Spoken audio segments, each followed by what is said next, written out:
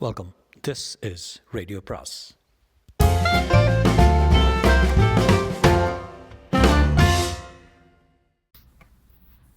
அனைவருக்கும் அன்பு வணக்கம். ஜெயமோகனின் மற்றொரு சிறுகதை, சிறுகதை இந்த புக்கில். சிறுகதையின் பேர் உலகம் யாவையும்.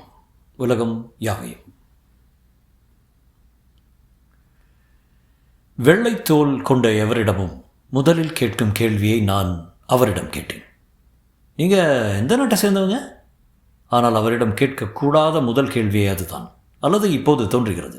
அவரை உண்மையில் அறிந்து கொள்ள வேண்டுமென்றால் கேட்டு பார்க்க வேண்டிய கேள்வியும் அதுதான். என அவருக்கு 75 வயது இருக்கும். வாய் நன்றாக மடிந்து உள்ளே சென்று உதடுகளே இல்லாமல் இருந்ததும், நேரான ஜெர்மனியமுக்கு வாயை நோக்கி சற்றே வளைந்திருந்ததும் வாய்க்கு இருபக்கமும் இருந்த மடிப்புகளும் மட்டுமே அவரது வயதை சொல்லின. 7 அடி வரை உயரம் இருப்பார். அந்த உயரம் இருப்பவர்களுக்கு தங்களை விட குள்ளமானவர்களிடம் பேசி பேசி ஒரு சிறு கூனல் வந்திருக்கும். வெயிலில் வெந்த முன்வழுக்கை, வளைந்த நெற்றி, சற்று தொங்கிய கன்னம், எல்லாம் செம்மண் நிலத்தை உழுது போட்டது போல மடிப்புகள், பழுத்த உலோக கண்கள், விளையாட்டு வீரனுக்குரிய பச்சை நரம்பு தடித்த இறுகிய கைகள், விரிந்த தோள்கள், திடமாக ஒடுங்கிய வயிறு, இரும்பு ஸ்பிரிங்கால் இறுக்கிய மூட்டு இணைப்புகள் கொண்ட நடை. காக்கி கால் சட்டையும் அணிந்திருந்தார். அவர் சற்று கனத்த மூக்கு கண்ணாடியில் சில்லு வழியாக நட்புடன் என்னை நோக்கி பதிலுக்கு, "நீ அந்த நாட்டுவன்" என்றார். நான் கொஞ்சம் குழம்பி "இந்தியன்" என்றேன். "ஓ" என்றார். "நீ இந்தியன் என யார் சொன்னது?" நான் கொஞ்சம் யோசித்து கவனமாக, "சட்டப்படி நான் இந்தியன்" என்றேன். "அதாவது இந்தியா என்று சொல்லப்படுகிற ஒரு நிலப்பரப்பில் அமைந்திருக்கும் ஒரு அரசு உனக்கு ஒரு அடையாளத்தை அளிக்கிறது. இந்தியாவின் குடிமகன் என்று அது உன்னை சொல்கிறது, இல்லையா?" நான் வில்லங்கமான ஒருவரிடம் மாட்டிக்கொண்டதை உணர்ந்தேன். ஆனால் ஊட்டியின் கிராமப்பகுதிகளில் அது சாதாரணம். ஊட்டி நகருக்குள் அல்லது கேளிக்கை இடங்களுக்கு செல்லும் வழியில் காணப்படும் வெள்ளைக்காரர்கள் வேறு வகை. தோளில் பெரிய சுமை பைகளுடன் பெரிய பூட்ஸ் அணிந்து மலை ஏறச் செல்பவர்கள், கேமராக்களுடன் பைனாக்குலர்களுடனும் காட்டுக்குள் செல்பவர்கள், ஜோடிகளாக 4 அடிக்கு ஒரு முறை முத்தமிட்டுக் கொள்பவர்கள்.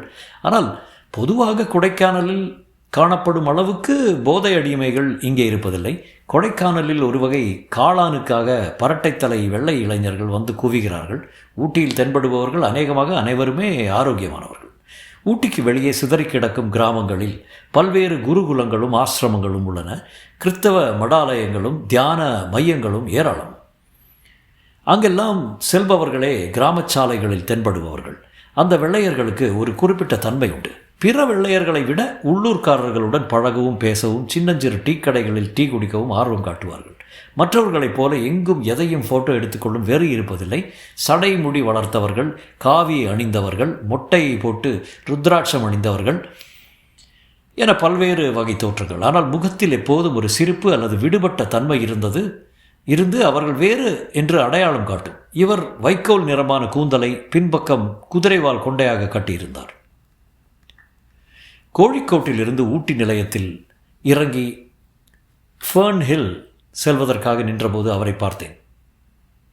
அன்று பேருந்துகள் ஓடாது என்றார்கள். ஆட்டோக்களும் வேன்களும் கூட கிடையாது. ஊட்டி பந்த். தேயிலை விலை சம்பந்தமான ஏதோ பிரச்சனை. நடந்துதான் ஆக வேண்டும். நடக்க ஆரம்பித்த போது கொஞ்ச நேரம் முன்பு இன்னொரு கேரள பஸ்ஸில் இருந்து இறங்கி என்னை தாண்டி சென்ற அவர் எனக்கு முன்னால் சிறுத்தை போல நடப்பதை உணர்ந்தேன். நான் அவரை பின்தொடர்ந்து சென்று வணக்கம் சொன்னேன். சரி, மேலே பேசித்தான் பார்ப்போமே என்று எண்ணம் வந்தது. எனக்கு இந்த நாடு அடையாளத்தை மட்டும் தரவில்லை, எனக்கு இது பாதுகாப்பை அளிக்கிறது என்றேன். "எவரிடமிருந்து?" என்றார். "பிற நாட்டினரிடமிருந்து." "பிற நாட்டினர் என்றால்?" "அங்குள்ள அரசாங்கத்தால் உன்னை போல அடையாளம் கொடுத்து வைக்கப்பட்டிருக்கும் மக்களிடமிருந்தா? அவர்கள் உன் எதிரிகளா? உன்னை அழிக்க நினைக்கிறார்களா?" என்னால் பதில் சொல்ல முடியவில்லை. உன் நாட்டு அரசின் மீது படையெடுப்பது பிற நாட்டு அரசு. அது அரசுகள் நடுவே உள்ள போராட்டம். உன்னை வைத்து அந்த போரை நிகழ்த்துபவர்களே நீ உனக்கு பாதுகாப்பு தருபவர்கள் என்று இருக்கிறாய். சட்டென்று எனக்கு அது புரிந்தது. பெரும்பாலான ரவுடிகள் ஒரு ஏரியாவை தங்கள் கட்டுப்பாட்டுக்குள் வைத்திருப்பதே பக்கத்து பேட்டை ரவுடியிடமிருந்து பாதுகாப்புக்கு சொல்லித்தான். ஆனால் நான் அதை அப்படியே விட்டுவிட மனமில்லாமல், நாடு என்று இருந்தால்தான் மக்கள் ஒற்றுமையாக இருப்பார்கள் என்றேன். "எந்த மக்கள்? பாகிஸ்தானியர்களும் இந்தியர்களுமா?" நான் கோபமாக, இல்லை இந்தியர்கள் என்றேன். அப்படியானால் ஏன் ஊட்டி இந்தியாவுடன் இருக்க வேண்டும்?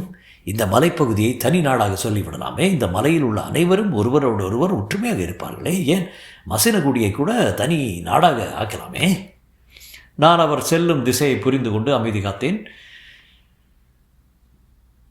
ஊட்டி தமிழ்நாடுடன் இணைந்து ஒற்றுமையாக இருக்க முடியும் என்றால், தமிழ்நாடு இந்தியாவுடன் இருக்க முடியும் என்றால், ஏன் உலகம் ஒன்றாக இருக்க முடியாது என்றார்.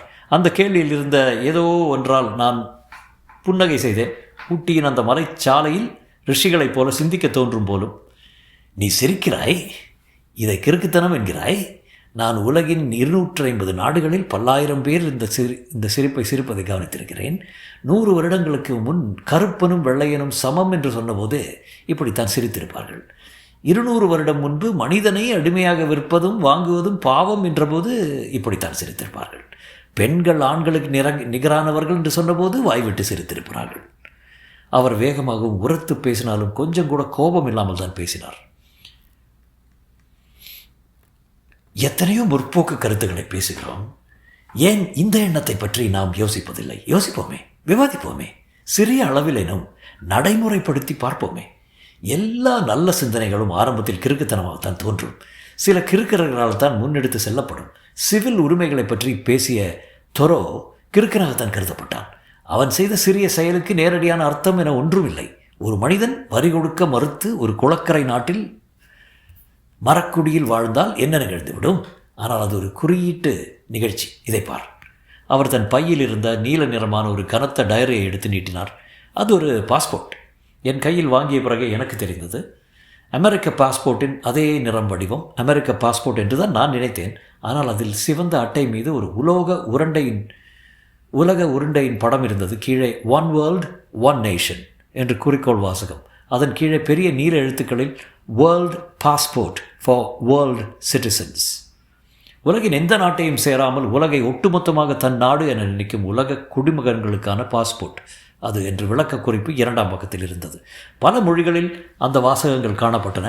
அந்த பாஸ்போர்ட்டை அமெரிக்காவில் மெயின் பகுதியில் எல்ஸ்வர்த் நகரில் உள்ள உலக குடிமகன்களின் பதிவகம் international registry of world citizens வழங்கியிருந்தது. அந்த பாஸ்போர்ட் பெறுவதற்கான நிபந்தனை ஒன்றுதான். வேறெந்த நாட்டின் பாஸ்போர்ட்டும் வைத்து கொண்டிருக்கக்கூடாது. எந்த நாட்டிலும் இராணுவ சேவையில் இருக்கக்கூடாது. உலகத்தை தன் நாடாக மனப்பூர்வமாக ஏற்றுக்கொண்டு உறுதிமொழிகள் எடுக்க வேண்டும்.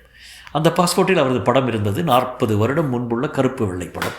நீள முகத்துடன் சற்றே மேலேறிய நெற்றியுடன் உற்சாகமான சிரிப்புடன் இருந்தார். லாரல் ஹார்டி இரட்டையரில் லாரலுக்கு கொஞ்சம் சதை போட்டது மாதிரி. அவர் பெயர் கேரி டேவிஸ். உலக குடிமகன். 1921 அமெரிக்காவில் பிறந்தவர். 1948 முதல் உலக குடிமகனாக தன்னை அறிவித்துக் கொண்டிருந்தார். நான் அதை அவரது சொந்த கிறுக்குத்தனம் என்று தான் நினைத்தேன். அதற்குள் அவர், இந்த பாஸ்போர்ட் இப்போது 60 நாடுகளுக்கு செல்லுபடியாகக்கூடிய ஒன்று. இந்த பாஸ்போர்ட்டை வைத்துக்கொண்டு 7வது தடவையாக நான் இந்தியா வருகிறேன் என்றார். நான் பாஸ்போர்ட்டை பிரித்து பார்க்க ஆச்சரியத்தில் என் கைகள் நடுங்கின. அந்த பாஸ்போர்ட் மேலும் மேலும் பக்கங்கள் இணைக்கப்பட்டு கிட்டத்தட்ட 200 பக்கம் இருந்தது. அதன் பக்கங்களில் ஏராளமான முத்திரைகள், சிவப்பு பச்சை எழுத்துக்களாலான குறிப்புகள், அடித்தல்கள், திருத்தல்கள், பல மொழிகளில், பல கை வண்ணங்களில், உலக வரைபடத்தில் விழுந்து புரண்டு உடலெங்கும் வண்ணங்களுடன் வந்த ஒரு அணில் போல. சட்டென்று அதில் ஜவஹர்லால் நேருவின் கையெழுத்தை கண்டேன். பச்சை வண்ண மையில், இந்திய குடியரசு இந்த பாஸ்போர்ட்டை அதிகாரப்பூர்வமாக ஆவணமாக அங்கீகரிக்க நான் பரிந்துரை செய்கிறேன். ஜவஹர்லால் நேரு, இந்திய பிரதமர் என 1954 ஜூலை 18ஆம் தேதி கையெழுத்திட்டிருந்தார். அவரது அதிகாரப்பூர்வ இலச்சனை. அதன் கீழே ஒரு உன்னதமான லட்சியம், இந்திய அரசு இதை அங்கீகரித்துள்ளது என்று இந்திரா காந்தியின் கையெழுத்து. அவர் அதை வாங்கி ஒரு பக்கத்தை பிரித்து, இதை பார் என்றார். உலக குடிமகனாகிய கேரி டேவிஸ் பிரான்சில் நுழைய இதனால் அனுமதி அளிக்கிறேன் என்று அல்பேர் காமியோ கையெழுத்திட்டிருந்தார்.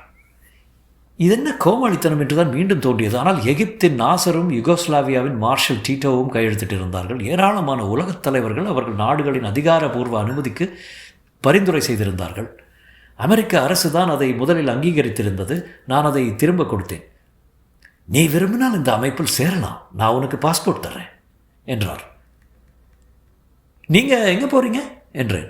இங்கே நாராயண குருகுலம் என்ற ஒரு இடம் இருக்கிறது, அங்கே தான் தங்கியிருக்கிறேன். அட என்றேன். நானும் அங்கே தான் போகிறேன். நான் நித்திய சைத்தன்ய யதியின் மாணவன். அவர் என் கைகளை தன் வலிமையான கைகளால் பற்றி கொண்டார். ஆச்சரியம்! நான் நித்யாவின் நெருக்கமான நண்பன். உண்மையில் நான் அவருடைய குருவின் நண்பன். உன்னை சந்தித்ததில் மகிழ்ச்சி. நான், உங்களுக்கு நடராஜ குருவை தெரியுமா என்றேன். நானும் அவரும் 25 ஆண்டு காலம் ஒன்றாக வேலை செய்தோம். நான் அவரை என் குருவாக ஏற்றுக்கொண்டவன் என்றார். நான் ஆச்சரியத்துடன் அவரை பார்த்தேன். எனக்கு ஹென்றி பெர்க்சனின் தொடர்பு இருந்தது. அவரை பார்க்க 1945 நான் சார்ஃபோன் பல்கலைக்கு போனேன். அப்போது அங்கே நடராஜகுரு ஒரு கருத்தரங்குக்காக வந்திருந்தார். அவரையும் ஜான் ஸ்பியர்ஸையும் அப்போது தான் சந்தித்தேன். அதன் பின்னர் ஒரே உலகம் என்ற கருத்துக்காக நாங்கள் சேர்ந்து பணியாற்ற முடிவு செய்தோம். அவரிடம் பேசிக்கொண்டே குருகுலம் நோக்கி சென்றேன். 8:30 மணிக்குத்தான் ஊட்டியில் காலை கொஞ்சம் தயங்கி விடிய ஆரம்பித்திருந்தது. உருளைக்கிழங்கு வயலை நோக்கி ஒரு கிளிக்கூட்டம் சாலையில் மறித்து கொண்டு பறந்து இறங்கியது. பக்கவாட்டின் பசும் புல்வெளி ஈரத்துடன் மின்ன அதில் மேய்ந்து கொண்டிருந்த கனத்த பசுக்களின் உடல்கள் வானிலிருந்து ஒளிக்கோடு ஒன்றால் பிரிக்கப்பட்டிருந்தன. ஒளியில் துழாவியபடி வாள்கள் சுழல சிறு பூச்சிகள் தீப்பொறிகள் போல சுற்றி பறந்தன. நான் நித்திய சைத்தன்ய யதியை அறிமுகம் செய்து கொண்டு குருகுலத்திற்கு செல்ல ஆரம்பித்து அப்போது 1 வருடம் கூட ஆகவில்லை. குருகுலம் பற்றியும் அதன் பல்வேறு உறுப்பினர்கள் மற்றும் ஆர்வலர்கள் பற்றியும் எனக்கு அதிகமாக ஒன்றும் தெரிந்திருக்கவில்லை. அங்கே ஒவ்வொரு முறையும் எனக்கு ஆச்சரியங்கள் இருந்தன. உலகின் மிக முக்கியமான கல்வியாளர்கள், சிந்தனையாளர்கள், பயணிகள் நித்யாவின் நண்பர்களாகவும் மாணவர்களாகவும் அங்கே வந்து கொண்டிருந்தார்கள். வழியில் 4 குதிரைகள் எதிரே வந்தன. ஒன்று வெண்ணிறம், பிற மாந்தளிர் நிறமானவை. காலை மஞ்சளில் அவை பொன்னாலும் வெள்ளியாலுமானவை போல ஒளிவிட்டன. சருமத்தை சிலிர்த்து கொண்டு வால் சுழல இறுகிய தசைகள் மிடுக்குடன் குழம்புகள் ஒலிக்க நடந்து வந்தன. ஒன்று எங்களை பிடரி மயிர் நலுங்க திரும்பி பார்த்தது. நான் நினைத்ததை அவரும் சொன்னார். வெள்ளியும் பொன்னும். நின்று அவற்றை பார்த்து கொண்டு முகம் மலர, எவருக்கும் சொந்தமில்லாத செல்வங்கள், கட்டற்ற செல்வங்கள். அவர் மனம் முழுக்க அந்த அடிப்படை சிந்தனை எப்போதும் ஓடிக்கொண்டே இருந்தது என்று புரிந்து கொண்டேன். மஞ்சனக்குறை கிராமத்தை அடைந்து நாராயணகுரு குலத்தை நோக்கி திரும்பினோம். திரும்பும் வழியில் ஒரு புதிய வீடு கட்டப்பட்டு கொண்டிருந்தது. கேரி டேவிசனிடம் 54 நான் இங்கே முதன்முறையாக வந்தபோது இந்த பகுதி எங்கும் ஒரு வீடு கூட இல்லை. பள்ளங்களில் கொஞ்சம் உருளைக்கிழங்கு வயல்கள், மேடுகள் முழுக்க புதற்காடுகளும் யூக்கலிப்டஸ் மரங்களும் தான். குருகுலம் காட்டுக்குள் ஒரு தகர டப்பாவை யாரோ விட்டு சென்றது போல இருக்கும். நடராஜ குரு அந்த அத்வான காட்டில் அன்பளிப்பாக கொடுத்த நிலத்தில் அவரே கையால் கட்டிக்கொண்ட தகர குடிசையில் தனியாக தங்கியிருந்த நாட்கள் அவை. அன்று அவரை சிலரை அறிந்திருந்தார்கள். அவர் ஏற்கனவே செயல்பட்ட நாராயணகுருவின் அமைப்புகள் அனைத்துடனும் தன் தொடர்புகளை வெட்டிக்கொண்டு உலகறியாமல் ஒளிந்து வாழ்ந்து கொண்டிருந்தார். நடராஜகுரு ஆவதற்கான கூட்டுப்பருவத்தில் இருந்தார். 50களின் தொடக்கத்தில் ஜான் ஸ்பியர்ஸ் வந்துவிட்டார். நித்திய சைதன்ய யதி சென்னை பல்கலை பேராசிரியர் வேலையை துறந்து வந்து சேர்ந்தார். நீங்கள் வரும்போது நித்தியா இருந்தாரா என்றேன். ஆம், ஆனால் நான் முதலில் வந்தபோது அவரை பார்க்கவில்லை. அவர் வர்க்கலையில் இருந்தார். ஜான் ஸ்பியர்ஸ் பெங்களூரில் இருந்தார். அங்கிருந்து வேல்யூஸ் மாத இதழை வெளியிட்டு கொண்டிருந்தார். இங்கே நடராஜகுருவும் சிதம்பர தீர்த்தரும் மட்டும்தான் இருந்தார்கள். சிதம்பர தீர்த்தர் அப்போது துறவி ஆகவில்லை. பர்மாவில் இருந்து அப்போது தான் வந்து இங்கே ஏதோ வேலை செய்து கொண்டிருந்தார். குருகுலத்திற்குள் நுழைந்த கேரி டேவிஸ், நான் மேலே அந்த சிறிய குடிலில் தங்கியிருக்கிறேன், நீ தயங்காமல் என்னை சந்திக்க வரலாம் என்று சொல்லிவிட்டு தண்ணீர் தொட்டி வழியாக ஏறி சென்றார். நான் நேராக நித்யாவின் அறைக்கு சென்று வணங்கிவிட்டு பேசிக்கொண்டிருந்தேன். குரு கேரி டேவிஸை பார்த்தேன் என்றேன். நாங்கள் சேர்ந்து வந்தோம். நித்யா சிரித்து கொண்டு, வந்து விட்டாரா, பேசிக்கொண்டே வந்தீர்களா என்றார். நான், ஆமாம், அவரை பற்றி நாம் இதுவரை கேள்விப்படவில்லை என்றேன். நித்யா, அதற்குரிய ஆர்வம் உனக்கு இல்லை என்று பொருள் என்றார். நடராஜகுருவின் சுயசரிதையான த ஆட்டோபயோகிராஃபி ஆஃப் அன் அப்சல்யூட்டிஸ்ட் வாசித்திருக்கிறாயா? நான் வாசிக்க ஆரம்பித்து 2 அத்தியாயங்களுடன் நின்றிருந்தேன். அதில் கேரி டேவிஸ் பற்றி விரிவாகவே வருகிறது. நடராஜகுருவின் ஒரு உலகம் பற்றிய கருத்து அவரும் கேரியும் சேர்ந்து உருவாக்கி கொண்டது. இருவரும் சேர்ந்து தான் ஈஸ்ட் வெஸ்ட் யூனிவர்சிட்டிக்கான முன்வரைவை உருவாக்கினார்கள். நான் அவரை இதுவரை கேள்விப்படவில்லை என்று நினைக்க வருத்தமாக இருக்கிறது. சரி, இப்போது கேள்விப்பட்டாயிற்றே, அப்புறம் என்ன, அவரை சந்திக்கவும் வாய்ப்பு கிடைத்திருக்கிறது. நித்யா விருந்தினர்களை பார்க்க ஆரம்பித்த போது நான் சமையல் அறைக்கு சென்றேன். டாக்டர் தம்பான் சாமி சமையலில் ஈடுபட்டு இருக்க அருகே கருணாகரன் முள்ளங்கி நறுக்கிக் கொண்டிருந்தார். நான் சென்றதும், வாங்க வாங்க வாங்க என்று மலையாள தமிழில் தம்பான் சாமியை வரவேற்றார். இலக்கியம் எல்லாம் எப்படி இருக்கு என்றார். அது பாட்டுக்கு இருக்கு என்றபடி அலுமினிய குண்டானால் இருந்து எனக்கு ஒரு சூடான கருப்பட்டி மூண்டு கொண்டேன். கருணாகரன் அருகே பெஞ்சில் அமர்ந்தேன். கேரி டேவிஸை பார்த்தாச்சா என்றார் டாக்டர். எப்படி தெரியும்? நமக்கெல்லாம் தெரியும் ஜாமி, முக்காலம் உணர்ந்த ஞானியான என்றார். நான் கொல்லைப்பக்க ஜன்னலை பார்த்தேன். அதன் வழியாக நாங்கள் வந்த பாதை தெரிந்தது. பெரிய மனிதர் என்று மலையாளத்தில் சொன்னேன். எழுத்தாளர் சாரே, ஹென்ரிச் இப்சன்ட எனிமி ஆஃப் த பீப்புள் வாசிச்சிருந்தா என்றார் தம்பான் சாமி மலையாளத்தில். நான் ஆமாம் என்றேன்.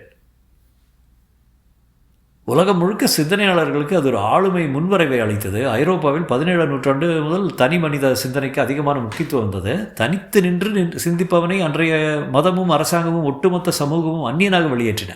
அவனை ஒழுக்கமில்லாதவன் என்றும் கலகக்காரன் அராஜகவாதி என்றும் முத்திரை குத்தின. இந்த முத்திரைகள் 18ஆம் நூற்றாண்டு ஐரோப்பாவில் மிக மிக அபாயகரமானவை. தொடரும்.